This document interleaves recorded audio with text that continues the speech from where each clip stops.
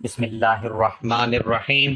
شروع اللہ کے نام سے جو بڑا مہربان اور نہایت رحم کرنے والا ہے۔ ہاتھ اٹھانے سے پہلے ہی دعا قبول۔ روزانہ قرآن مجید کی ایک سورت زندگی کی کوئی حاجت باقی نہ رہے گی، آزما کے دیکھو حیران ہو جاؤ گے۔ محترم ناظرین، دعا عاجزی، انکساری اور بے چارگی کے اظہار کو کہتے ہیں۔ عبادت کی اصل روح اللہ تعالیٰ کے سامنے اس قدرت و اطاعت اور اپنی کم مائگی و ذلت کا اظہار کرنا ہے۔ دعا کو عبادت کا مغز کہا گیا ہے۔ ہر عبادت کی طرح دعا بھی ایک عبادت ہے جس کو ادا کرنے کے لیے کسی وقت اور جگہ کی قید نہیں ہے۔ یہ ہر جگہ اور ہر وقت کی جا سکتی ہے۔ دعا صرف اللہ سے کی جائے، یہ اللہ پاک کا حق ہے۔ وہ کسی کو مایوس نہیں کرتا۔ کسی اور سے دعا کرنا شرک کے زمرے میں آتا ہے۔ دعا ان اہم عبادت میں سے ہے جن کا اللہ تعالیٰ نے اپنے بندوں کو حکم دیا ہے۔ اس نے اس کی قبولیت کا وعدہ کیا ہے اور اس سے اعراض کرنے والوں کو وعید سنائی ہے۔ تمہارے رب نے کہا مجھے پکارو، میں تمہاری پکار کو قبول کروں گا۔ اللہ تعالیٰ کے ارشاد کا مفہوم ہے تمہارے رب نے کہا تم مجھ سے دعا کرو، میں تمہاری دعا قبول کروں گا۔ یقین مانو جو لوگ میری عبادت سے خود سری کرتے ہیں وہ ابھی ذلیل ہو کر جہنم میں پہنچ جائیں گے۔ اللہ کے رسول صلی اللہ علیہ وسلم کا فرمان ہے تمہارا پروردگار با حیا اور سخی ہے۔ جب اس کا بندہ اس کی جانب دونوں ہاتھوں کو اٹھاتا ہے تو اللہ تعالیٰ کو اس بات سے حیا آتی ہے کہ انہیں خالی ہاتھ لوٹائے۔ عبادت عبودیت کی علامت ہے۔ اس کے وسیلے سے بندہ اللہ کی توجہ طلب کرتا اور اس سے مدد اور رحمت حاصل کرتا ہے۔ اس کے ذریعے وہ اپنی حاجت کی درخواست اور بے بسی کا اظہار کرتا ہے، غیر اللہ کی طاقت و قوت سے برآت کا اظہار کرتا ہے۔ چنانچہ ہمیں قرآن مجید کے آغاز میں بھی دعا ملے گی اور اختتام میں بھی۔ سورۃ فاتحہ میں بندہ اللہ تعالیٰ کی تعریف کے ساتھ اس کے سامنے اپنی درخواست پیش کرتا ہے۔ اسی طرح معوذ 3 میں بھی وہ اللہ کی پناہ طلب کرتا ہے۔ فضیلت دعا کے بارے میں نبی کریم صلی اللہ علیہ وسلم کا ارشاد ہے دعا سراسر عبادت ہے۔ دعا اللہ تعالیٰ کے نزدیک تمام چیزوں سے بہتر ہے۔ حضرت ابو ہریرہ رضی اللہ تعالیٰ عنہ کی روایت ہے کہ نبی کریم صلی اللہ علیہ وسلم نے فرمایا کوئی چیز اللہ تعالیٰ کے نزدیک دعا سے بہتر نہیں ہے۔ ابن ماجہ۔ دعا سے مسلمانوں کے باہمی تعلقات استوار ہوتے ہیں۔ ارشاد باری تعالیٰ کا مفہوم ہے اور جو ان کے بعد آئیں وہ کہیں گے کہ اے ہمارے پروردگار ہمیں بخش دے اور ہمارے ان بھائیوں کو بھی جو ہم سے پہلے ایمان لا چکے ہیں۔ نبی کریم صلی اللہ علیہ وسلم نے ارشاد فرمایا وہ چیزیں جو مرنے کے بعد میت سے منقطع نہیں ہوتی ان میں ایک دعا بھی ہے۔ دعا ایسی عبادت ہے جس کے لیے نہ کوئی وقت متعین ہے نہ حالت۔ انسان کسی بھی وقت بلند آواز سے یا آہستہ، سفر، حضر، صحت، مرض، غرض کسی بھی حالت میں دعا کر سکتا ہے۔ سختی، آزمائش اور مصیبت کے ازالے کے لیے دعا کا اہتمام کرنا چاہیے۔ حضرت ابراہیم علیہ السلام نے وطن سے ہجرت کرتے وقت فرمایا تھا میں اپنے پروردگار سے دعا مانگ کر محروم نہیں رہوں گا۔ حضرت زکریا رضی اللہ تعالی عنہ نے فرمایا تھا کبھی بھی تجھ سے دعا کر کے محروم نہیں رہا۔ اللہ تعالیٰ نے اپنے ان بندوں کی تعریف کی ہے جو اس سے دعا کرتے ہیں۔ یہ لوگ نیک کاموں کی طرح جلدی کرتے ہیں اور ہمیں لالچ، طمع، ڈر اور خوف سے پکارتے ہیں، اس حال میں کہ ان پر خضوع و خشوع کی کیفیت طاری ہوتی تھی۔ الانبیاء۔ بندہ دعا سے اس عمل کا ثواب حاصل کر لیتا ہے جس کو اس نے انجام نہیں دیا۔ نبی پاک صلی اللہ علیہ وسلم نے فرمایا جس نے صدق دل کے ساتھ اللہ تعالیٰ سے شہادت کی تمنا کی اللہ تعالیٰ اس کو شہیدوں کے درجے تک پہنچا دے گا اگرچہ اس کی موت بستر پر ہو۔ حضرت ابو ہریرہ رضی اللہ تعالیٰ عنہ فرماتے ہیں کہ رسول اللہ صلی اللہ علیہ وسلم نے فرمایا جو شخص اللہ سے دعا نہیں مانگتا اللہ اس سے ناراض ہوتے ہیں۔ 3 آدمیوں کی دعا کبھی رد نہیں ہوتی۔ حضرت ابو ہریرہ رضی اللہ تعالیٰ عنہ فرماتے ہیں رسول اللہ صلی اللہ علیہ وسلم نے فرمایا 3 آدمیوں کی دعا قبول ہو جاتی ہے جس میں کوئی شک نہیں، مظلوم کی دعا، مسافر کی دعا، والدین کی دعا۔ اپنے بیٹے کے حق میں دعا کے آداب میں ہے کہ دعا کے قبول ہونے میں جلدی نہ کی جائے۔ حدیث شریف کا مفہوم ہے کہ اللہ تعالیٰ 3 آدمیوں کی دعا قبول نہیں فرماتے، ایک وہ جو گناہ کی دعا مانگے، دوسرا وہ جو ایسی بات چاہے کہ قطع رحمی ہو، اور تیسرا جو دعا کی قبولیت میں جلدی کرے کہ میں نے دعا مانگی تھی اب تک قبول نہیں ہوئی۔ دعا کی قبولیت کی شرائط میں سے چند شرائط یہ ہیں کہ دعا کرنے والا خدا کی قائم کردہ حدود سے تجاوز اور گناہ کبیرہ پر اصرار کرنے والا نہ ہو۔ اللہ تعالیٰ گناہ کبیرہ پر اصرار کرنے والے کی دعا قبول نہیں کرتے۔ دعا کرتے وقت داعی کو اس بات پر کامل یقین ہو کہ اللہ کے سوا کوئی قادر نہیں اور صدق دل، حضور قلب اور خشوع و خضوع کے ساتھ دعا کی جائے۔ دل غافل اور لاپرواہ ہو اور زبان پر دعا کے کلمات ہوں تو یہ دعا قبول نہیں ہوتی۔ نبی کریم صلی اللہ علیہ وسلم کا فرمان ہے کہ اللہ تعالیٰ غافل اور بے توجہ دل کی دعا قبول نہیں فرماتے۔ دعا کرنے کے لیے یہ بھی ضروری ہے کہ حرام کھانے پینے سے بچتا ہو اور دعا کے بارے میں عجلت اور بے صبری نہ کرتا ہو۔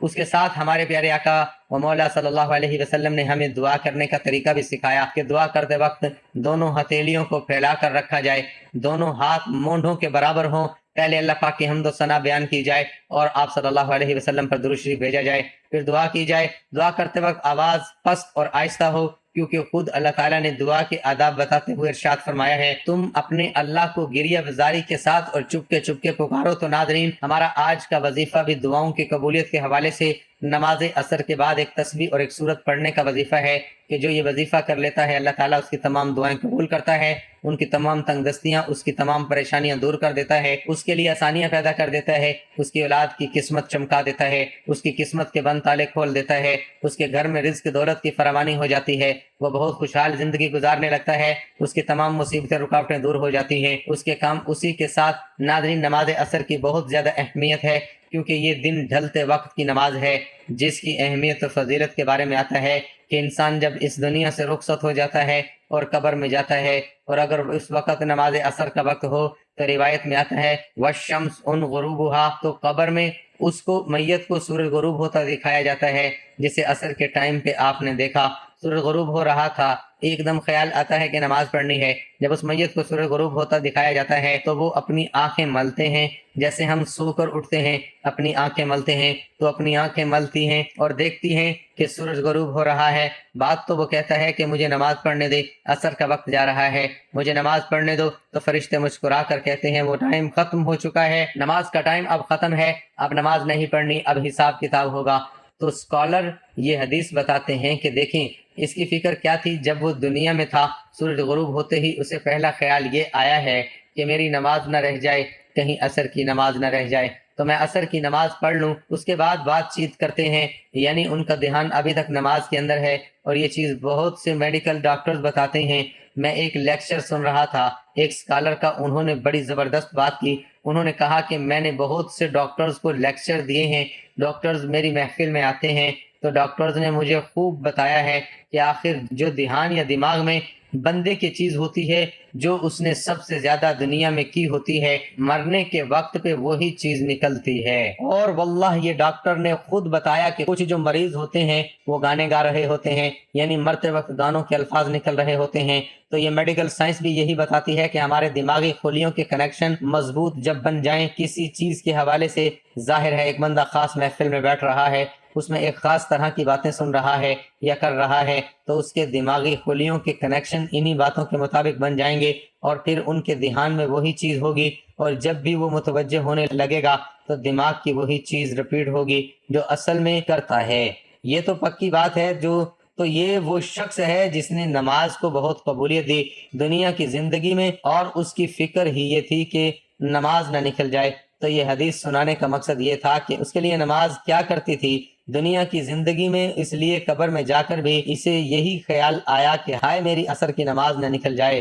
تو یہ چیزیں جو اہمیت کی حامل ہیں ہماری زندگی میں، انہیں ہم اگنور کر رہے ہوتے ہیں۔ اور عصر کی نماز کے بارے میں رسول اللہ صلی اللہ علیہ وسلم نے کہا کہ جس انسان نے عصر کی نماز جان بوجھ کر چھوڑی، جان بوجھ کر سے مراد یہ ہے کہ ایک تو سو گیا ہے، یاد نہیں رہا، یا ویسے ہی کوئی بازار میں ہے، مسجد نہیں مل رہی، جیسے خواتین ہیں بازار میں اکثر ہوتی ہیں، جگہ نہیں نماز پڑھنے کی، نماز رہ جاتی ہے۔ ایک ہے کہ جان بوجھ کے پتہ ہے عصر کی نماز پڑھنی ہے لیکن نہیں پڑھی۔ صحیح بخاری میں ہے کہ یہ ایسے ہیں کہ اس کی پوری فیملی چلی گئی، اور ایک حدیث میں آتا ہے کہ اس کے سارے اعمال برباد ہو گئے، یہ بھی صحیح بخاری کی حدیث ہے۔ تو اس لیے اللہ تعالیٰ نے قرآن مجید میں صلاۃ الوسطیٰ کی حفاظت کی، بہت تلقین کی۔ صلاۃ الوسطیٰ یعنی درمیانی نماز، عصر کی بہت اہمیت ہے۔ عصر کی نماز تو کچھ بھی ہو جائے عصر کی نماز نہ چھوڑا کریں، اس لیے اس کو وہاں بھی سورج غروب ہوتا دکھایا جائے گا، اور وہ کہے گا کہ مجھے نماز عصر ادا کرنے دو، تو فرشتے کہیں گے اب نماز پڑھنے کا ٹائم جو ہے وہ گزر گیا ہے۔ تو آگے چلتے ہیں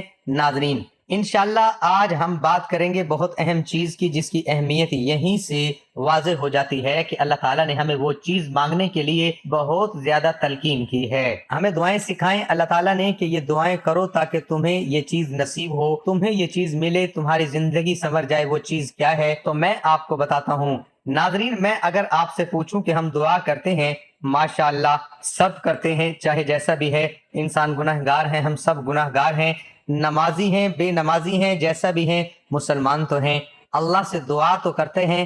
تو ہمیں یہ دیکھنا ہے کہ ہماری اکثر دعائیں کیا ہوتی ہیں۔ کیا ہماری دعائیں صرف دنیاوی ہوتی ہیں کہ اللہ میرا رشتہ ادھر کروا دیں، مجھے یہ پسند آ گیا ہے، مجھے یہ شخص دے دیں، ٹھیک ہے، ان دعاؤں میں کوئی حرج نہیں۔ اگر کوئی پسند آ جائے تو اس کے بارے میں یہ حلال دعا کرنا یہ بڑی اچھی بات ہے کہ میں حرام سے بچنا چاہتا ہوں تو ہمارا نکاح ہو جائے، لیکن ظاہر ہے کہ یہ ایک دنیاوی دعا ہے۔ اور پھر یا اللہ مجھے جاب دے دے، میری اتنی تنخواہ ہو جائے، یا مجھے یہ چیز دلا دے، یا مجھے یہ پوزیشن دلوا دیں، وغیرہ وغیرہ، یہ ساری دنیاوی دعائیں ہیں۔ اور اسی طرح بچوں کے بارے میں ماں باپ جتنی بھی دعائیں کرتے ہیں زیادہ تر دنیاوی ہوتی ہیں کہ یا اللہ اس کا یہاں ایڈمیشن ہو جائے، اس کی زندگی سنور جائے، اس کو اچھی بیوی مل جائے، یا اس کو اچھا خاوند مل جائے، وغیرہ وغیرہ، اس کا نصیب اچھا ہو جائے۔ حرج کوئی نہیں ہے، میں یہ نہیں کہہ رہا کہ یہ دعائیں غلط ہیں، بالکل کرنی چاہیے، لیکن کتنے فیصد ہماری دعاؤں کا حصہ اس بارے میں ہوتا ہے کہ اللہ مجھے ہدایت دے، یا یہ کہ یا اللہ کل مجھے موت آئے تو سجدے میں آئے، یا اللہ کل مجھے موت آئے تو ہدایت پہ موت ہے، یا اللہ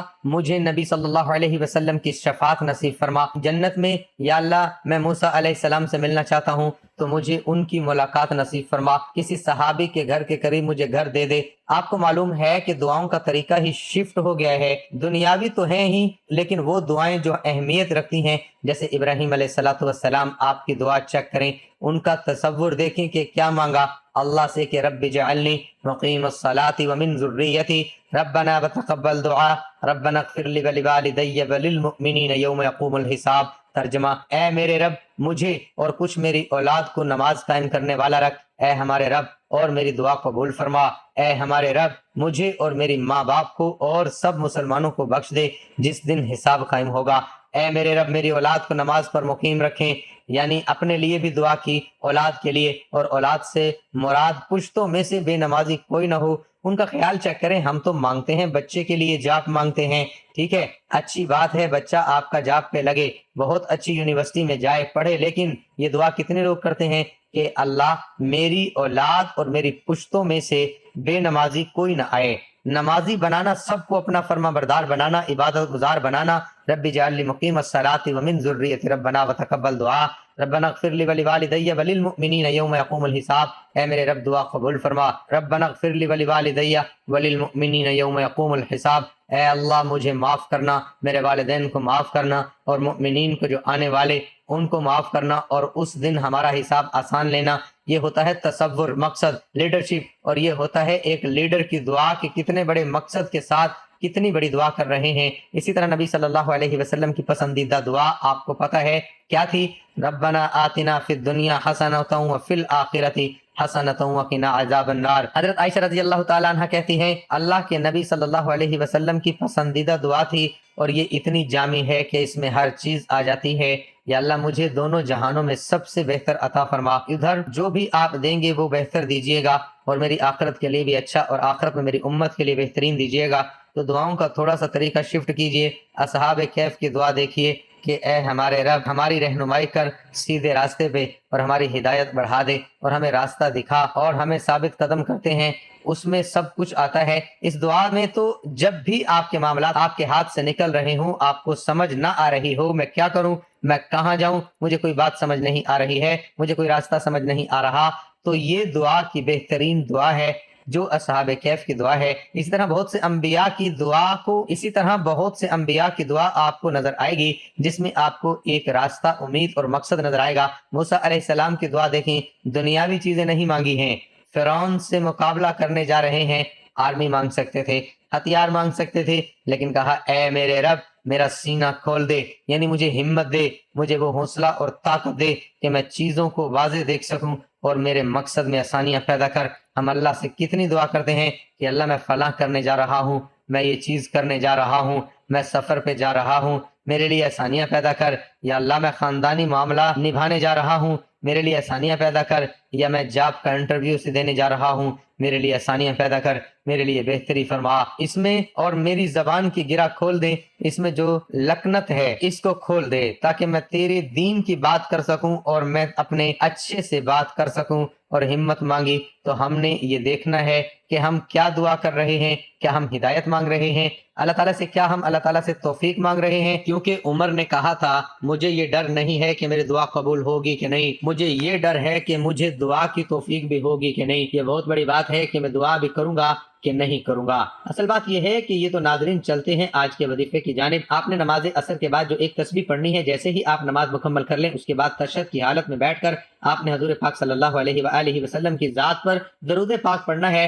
درود پاک آپ کوئی سا بھی پڑھ سکتے ہیں، لیکن بہتر ہے کہ درود ابراہیمی پڑھیں، کیونکہ اس کی فضیلت بہت زیادہ ہے۔ ثواب کے لیے ایک مرتبہ میرے ساتھ بھی پڑھ لیں، اللہم صلی علی محمد وعلی آل محمد کما صلیت علی ابراہیم وعلی آل ابراہیم انک حمید مجید، اللہم بارک علی محمد وعلی آل محمد کما بارکت علی ابراہیم وعلی آل ابراہیم انک حمید مجید۔ درود پاک پڑھنے کے بعد آپ نے یہی دعا پڑھنی ہے جو ہم نماز میں درود پاک کے بعد بھی پڑھتے ہیں، رب اجعلنی مقیم الصلاۃ ومن ذریتی ربنا وتقبل دعاء ربنا اغفر لی ولوالدی وللمؤمنین یوم یقوم الحساب۔ اس دعا کی آپ نے ایک تسبیح پڑھنی ہے، یہ تسبیح پڑھ کر آپ نے 7 مرتبہ سورۃ کوثر پڑھنی ہے، انا اعطیناک الکوثر فصل لربک وانحر ان شانئک هو الابتر۔ اے محبوب، بے شک ہم نے تمہیں بے شمار خوبیاں عطا فرمائی اور کثیر فضائل عنایت کر کے تمہیں تمام مخلوق پر افضل کیا، آپ کو حسن ظاہر بھی دیا، حسن باطن بھی عطا کیا ہے، نسب عالی بھی، نبوت بھی، کتاب بھی، حکمت بھی، علم بھی، شفاعت بھی، حوض کوثر بھی، مقام محمود بھی، امت کی کثرت بھی، دین کے دشمنوں پر غلبہ بھی، فتوحات کی کثرت بھی، اور بے شمار نعمتیں اور فضیلتیں عطا کی جن کی انتہا نہیں۔ آخر میں اتنا ہی درود پاک پڑھنا ہے جتنا وظیفہ شروع کرنے سے پہلے پڑھا تھا۔ ویسے تو یہ ایک جامع دعا ہے، لیکن اس کے بعد اگر آپ اپنی دنیاوی خواہشات کے لیے اللہ تعالیٰ سے دعا مانگنا چاہیں تو بھی آپ دعا مانگ سکتے ہیں۔ دعا ہے کہ اللہ پاک ہمیں صحیح معنوں میں پکا اور سچا مسلمان بنائے۔ آج ہم مسلمانوں کو دعا کی اہمیت اور فضیلت معلوم ہی نہیں، اللہ ہمیں اس کی اہمیت کو جاننے کی توفیق دے اور اپنے رب سے بار بار اور خوب مانگنے والے بن جائیں۔ اللہ کے خزانوں میں کوئی کمی نہیں، وہ ہمیں اپنے خزانوں سے لینے والا بنا دے، آمین۔ اور اللہ تعالیٰ ہماری تمام پریشانیاں اور مصیبتیں دور فرما دے، آمین۔ دعا ہے کہ اللہ تعالیٰ میرا سنانا اور آپ کا سننا اپنی بارگاہ الہی میں قبول و منظور فرمائے، آمین۔ ناظرین، گزارش ہے کہ اللہ تعالیٰ کے 99 ناموں میں سے کوئی ایک نام لکھ کر کمنٹ میں ضرور شیئر کریں۔ اللہ تعالیٰ ہم سب کا حامی و ناصر ہو، آمین، جزاک اللہ۔